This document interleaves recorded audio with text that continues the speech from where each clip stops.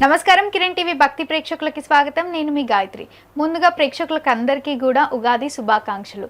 కొత్త సంవత్సరంలోకి అడుగు పెడుతున్నాం కాబట్టి ఈ సంవత్సరం అంతా ఏ విధంగా ఉండబోతుంది, ఎలాంటి జాగ్రత్తలు తీసుకోవాలి అని తెలియజేయడానికి గోనుగుంట్ల సురేష్ బాబు గారు ఉన్నారు. వారితో మాట్లాడదాం. నమస్కారం గురుగారు. గాయత్రి గారు నమస్కారం అండి. గురుగారు, అసలు ఈ సంవత్సరం పేరు ఏంటండి?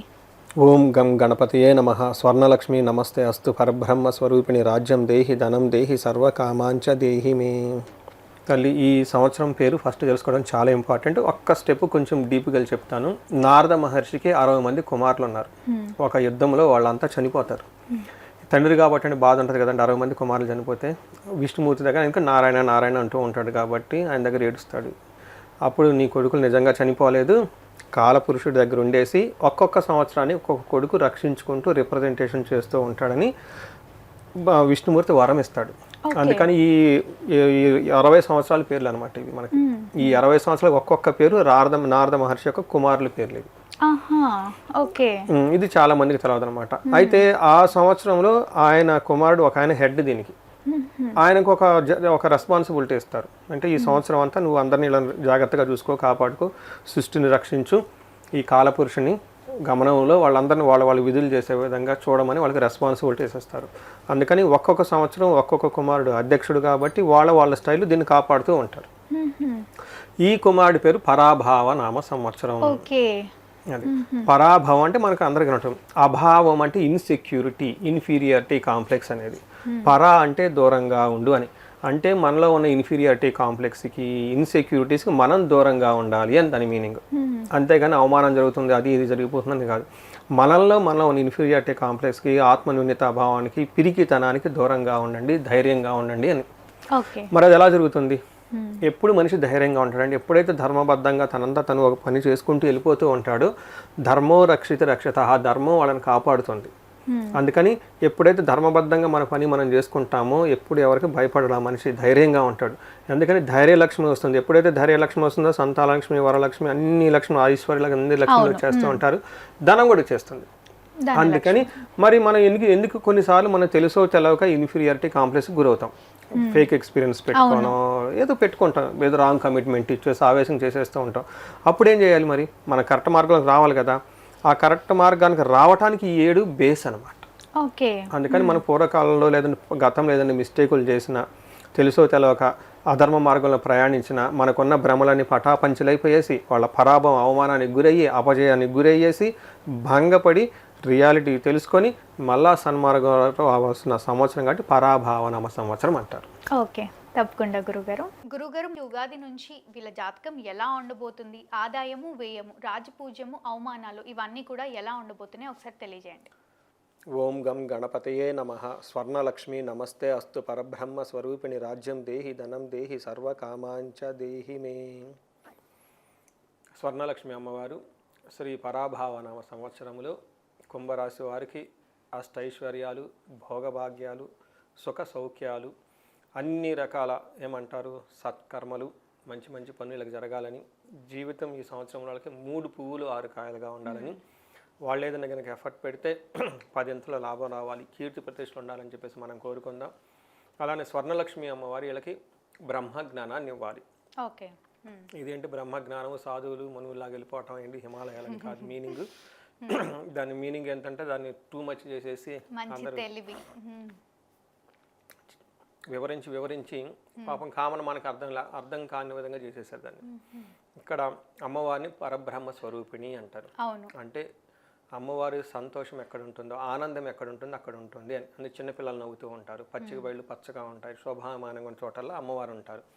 ఇక్కడ బ్రహ్మజ్ఞానం అంటే ఏంటంటే కొన్నిసార్లు మనకు కావాల్సినవి అందుతాయి, కొన్నిసార్లు లేట్ అవ్వచ్చు, కొన్నిసార్లు తెలిసిన వాళ్ళు సపోర్ట్ ఇచ్చే వాళ్ళ దగ్గర ఉంటారు, లేకుంటే కొన్నిసార్లు దూరంగా ఉండొచ్చు. ప్రతి సందర్భంలో కూడాను మనం చక్కగా నవ్వుతూ హ్యాపీగా ఎంజాయబుల్గా ఉండాలి.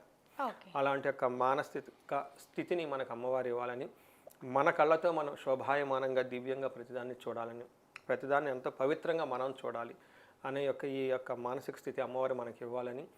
తర్వాత నెక్స్ట్ కోరిక అమ్మవారికి రాజ్యం మనకి ఇవ్వాలి, నాయకత్వ లక్షణాలు, లీడర్షిప్ క్వాలిటీస్, తర్వాత ఒక పవర్, ఒక స్టేటస్, ఒక అథారిటీ, ఒక సుప్రీమసీ, బాగా మనకి దేనికైనా ఆధిపత్యం చేయగల సామర్థ్యం, 10 మందికి మనం చెప్తే ఆ మాట వాళ్ళని ప్రభావితం చేసి అనుకున్న పని సాధించగలిగే ఒక టీం ఇదంతా ఈ యొక్క వాళ్ళ యొక్క business expansion, political dignity expansion అంతా వాళ్ళకు ఉండాలని. రాజ్యం దేహి, ధనం దేహి.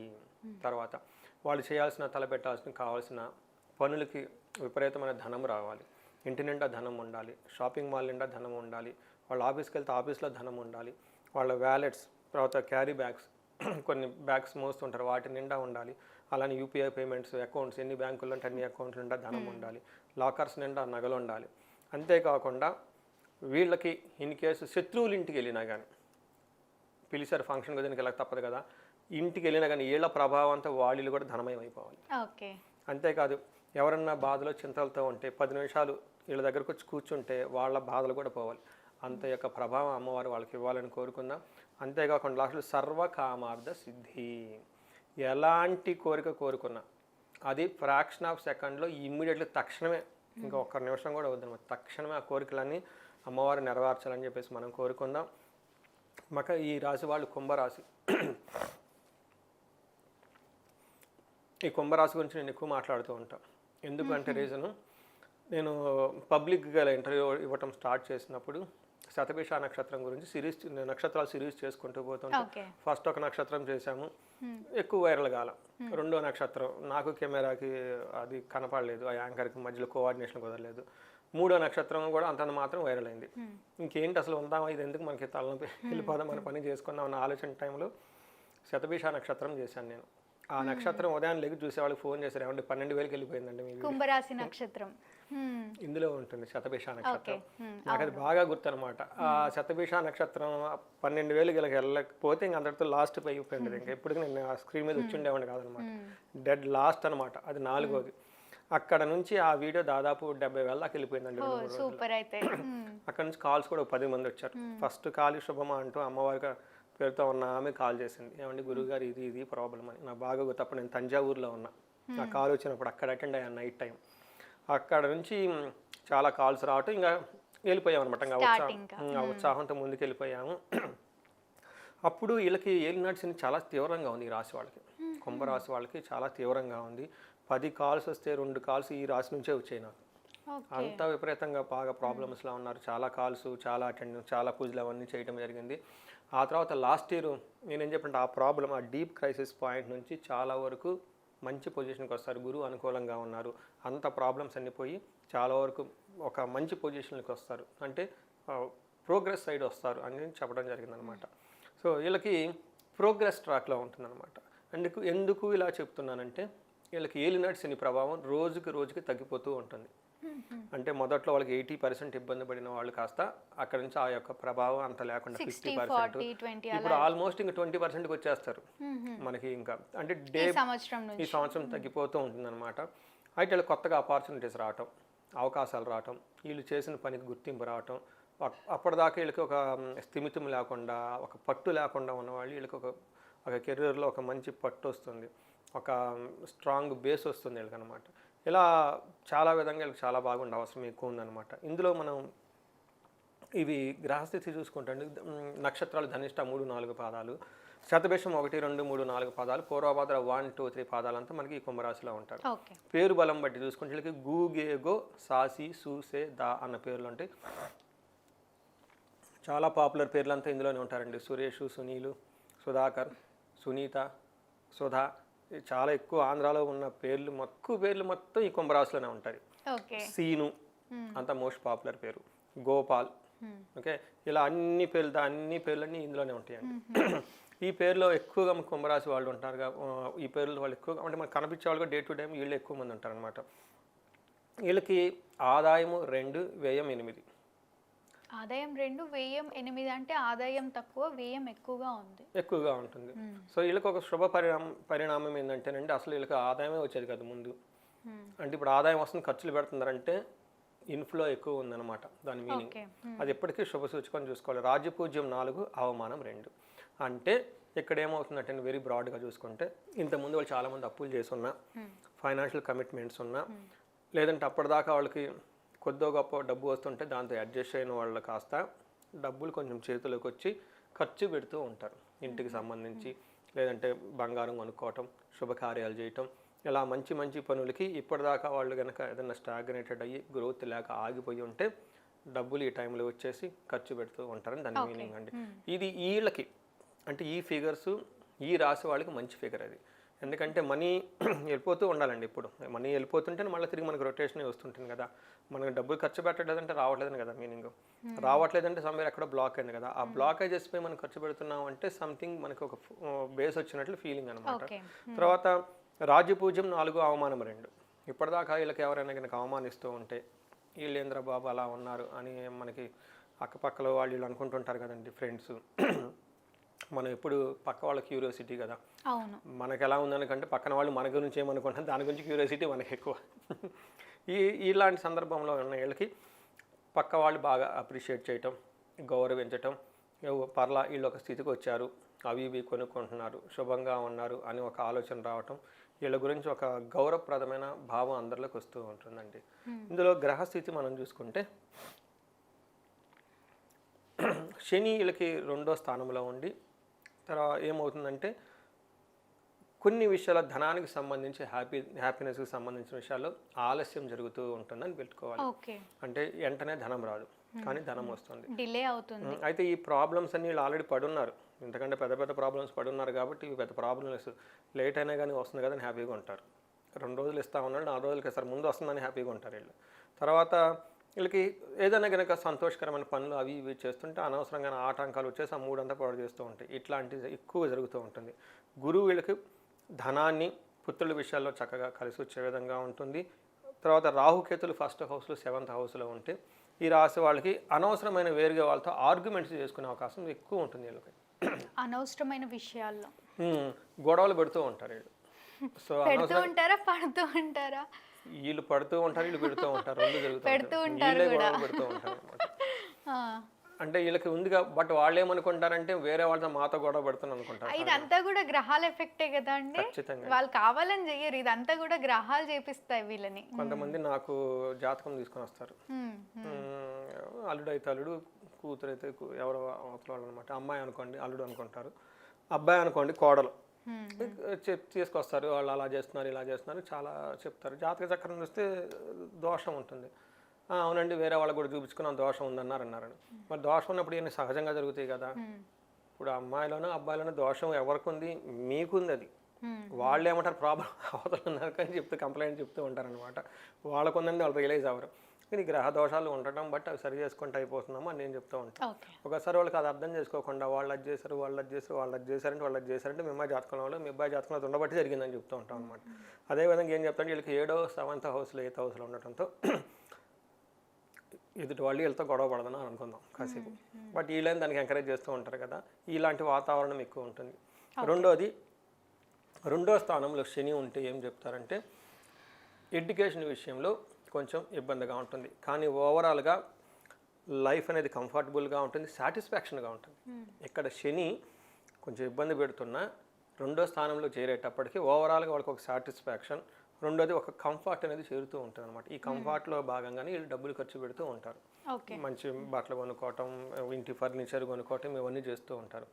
గురువు 5వ స్థానంలో ఉండి ఏమవుతుంది, సదా స్వజన సౌఖ్యం, స్వకర్మరతి చెప్తాను, స్వకర్మరతి హరిషితం. ఏదైనా కనుక పని చేస్తే అందులో అందరూ మెచ్చుకుంటూ ఉంటారు. రెండోది ఏం చెప్తారు, సదా స్వజన సౌఖ్యం. వీళ్ళ పక్కన ఎవరైనా ఉంటే వీళ్ళని వాళ్ళ ద్వారా మంచి కంఫర్ట్ వస్తుందని దాని మీనింగ్ అనమాట. అందుకని వీళ్ళకి రాజ్యపూజ్యం ఎక్కువ ఉంది, మీరు గమనించారు. ఎందుకంటే వీళ్ళ పక్కన ఎక్కడ ఉంటే వాళ్ళంతా హ్యాపీగా ఉంటారని దాని అవును, రాజ్యపూజ్యం ఎక్కువగానే ఉంది వీళ్ళకి. తర్వాత వీళ్ళకి ధనం విషయంలో కానీ ఫుడ్ తినే విషయంలో అన్ని విషయాలు చాలా బాగా ఉంటుంది. ఒక్క విషయంలో మాత్రం శుభకార్యాల గురించి ఖర్చులు పెడతారు. మనం చెప్పుకున్నాం కదండి, ఈ టైంలో వాళ్ళకి కావాల్సిన ఖర్చు పెట్టుకుంటారు. దేవుడు ఎప్పుడు సెల్ఫ్ సఫిషియన్సీ ఇస్తాడండి, మంచి ఇల్లు కట్టుకోవడానికి, చక్కగా బట్టలు, తర్వాత ఇంటికి కావాల్సిన ఫర్నిచరు, చదివించుకోవడానికి. యాజ్ లాంగ్ యాజ్ మన కోరికలు ధర్మబద్ధం అయితే హార్డ్ వర్క్ చేసుకుంటూ వెళ్ళిపోతుంటే ఎప్పుడు దేవుడు ఇస్తూనే ఉంటారు. కాకపోతే ఈ మధ్యలో మనం ఎక్స్పెరిమెంట్లు చేస్తాం, మన డబ్బులు వేరే వాళ్ళకి ఇవ్వటం కదా, ఈ జాబ్ బాగలేదు ఇంకా ఏదైనా బిజినెస్ చేద్దాము, ఇలా చేసినప్పుడు చేయొచ్చు. బట్ దానికి తెలుసుకొని చేయాలన్నమాట. దానికి ప్రోస్ అండ్ కాన్స్ తెలుసుకుంటే బ్లైండ్గా వెళ్ళకుండా జ్యోతిష శాస్త్రం దానికి బాగా ఉపయోగపడుతుంది. ఇప్పుడు వీళ్ళకి రాహుకేతులు 1st హౌస్లో 2nd హౌస్లో ఉండటంతో ఇక్కడ పెద్ద ప్రాబ్లం అవుతుందండి. రీసెంట్గా లాస్ట్ ఇయర్ కూడా నేను చాలామంది క్లయింట్లకు పూజలు చేయించాను. అప్పటిదాకా వైఫ్ అండ్ హస్బెండ్ చాలా బాగుంటారు, లవ్ మ్యారేజ్ 3-4 ఇయర్స్, పెళ్ళైంది 2-3 ఇయర్స్ ఇంకా బాగున్నారు. ఇప్పుడు సడన్గా గొడవలు పడుతూ ఉంటారు వీళ్ళు. ఎందుకు అంటే వీళ్ళకి ధారాపుత్ర విరోధం అంటే భార్యని పిల్లలతో గొడవ పడే అవకాశం ఈ రాశి వాళ్ళకి ఎక్కువగా ఉంటుంది. ప్రవాసం రోగపీడనం ఇక్కడ లేకుండా ఫారిన్లో వెళ్ళిపోవటం, ఇల్లు వదిలిపెట్టి వాటికి వెళ్ళిపోవటం ఈ అవకాశం ఎక్కువ ఉంటుంది. బట్ ఓవరాల్గా చూసుకుంటే వీళ్ళకి ధనానికైతే ఇబ్బంది ఉండదు, అంతా బాగుంటుంది. ప్రాబ్లమ్స్ ఉన్నాయి కానీ ఇవి మేనేజ్ చేసుకోగల కెపాసిటీ వీళ్ళకి ఉంది. అంటే ఏళ్ళు నడిచిన ప్రభావం వీళ్ళకి ఇంకా ఉంది. అయితే ప్రాబ్లమ్స్ ఉన్నా వీటిని మేనేజ్ చేసుకునే ఒక స్థితిలో వీళ్ళు ఉంటారని గమనించుకోవాలి. ఓకే, తప్పకుండా గురుగారు. ఏళ్ళనాటి శని ప్రభావం ఉంది అని అన్నారు. మళ్ళీ ఆ ప్రభావం నుంచి అయితే తప్పించుకోలేము, మళ్ళీ పరిహారం ఏమైనా ఉంటుంది అంటారా? మనకి పరిహార శాస్త్రంలో ఏం చెప్తారంటే మనకి జ్యోతిష శాస్త్రం వివరించారనమాట. ఏ గ్రహం అయితే ఉంటుందో ఆ గ్రహానికి సంపూర్ణ శాంతి పూజలు అంటారు. వీళ్ళకి శని ఇబ్బంది పెడుతున్నారు కదా, ఆ సంపూర్ణ శాంతి అంటే ఆ గ్రహానికి శనికి జపాలు, హోమాలు, దానాలు, తర్పణాలు ఇవన్నీ చేసుకుంటూ వెళ్ళిపోతూ ఉంటే ఆ గ్రహం శాంతిస్తుంది. ఎంత శాంతిస్తుందంటే 70% వరకు తగ్గుతుందని చెప్తారు మనకు సుమారు. అంటే 100% అయితే పోదు, 70% ఆ యొక్క ఇంటెన్సిటీ చాలా తగ్గుతుందని చెప్తారు. అందుకని వీళ్ళకి శని పిప్పలాద స్తోత్రం ఉదయం సాయంత్రం చదువుకోవాలి. శని తైలాభిషేకం లేదా శని పాశుపతాభిషేకం చేయించుకుంటూ ఉండాలి. శనికి సంపూర్ణ శాంతి పూజలు చేయించుకుంటాలి. వీటితో పాటు గోదావరి పుష్కరాలు మన జూన్ తర్వాత వస్తుంటాయి కాబట్టి గురువుకి సంబంధించిన శాంతి పూజలు చేయించుకున్నా చాలా బాగుంటుంది. ఒకసారి వీళ్ళు ఎక్కువగా తిరునల్లారు వీళ్ళు వస్తే చాలా బాగా కలిసి వస్తుంది. కోటప్ప కొండ దగ్గర మన గుంటూరు దగ్గర కోటప్ప కొండ అని ఉంటుందండి. అక్కడ గిరి ప్రదక్షిణ చేసినా అక్కడ మనకి హోమాలు అవన్నీ చేస్తారు దేవస్థానం వాళ్ళు. గురువుకి సంబంధించి చాలా బాగా పవర్ఫుల్ ఉంటుంది. అక్కడ దర్శనం చేసుకొని ఆ పూజలన్నీ చేయించుకుంటే చాలా బాగుంటుంది.